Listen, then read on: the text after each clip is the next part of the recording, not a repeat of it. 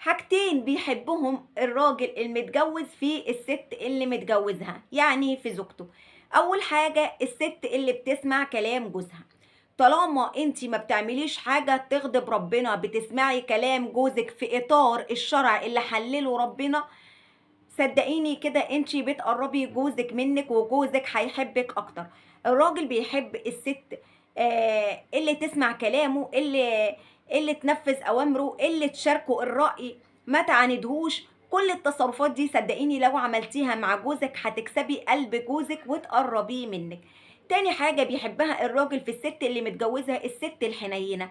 حنينة عليه، حنينة على أطفاله، حنينة على أهله، حنينة على أمه، حنينة على أبوه، حنينة على أخواته. الحنان ده بيبقى يا بنات شيء ملموس.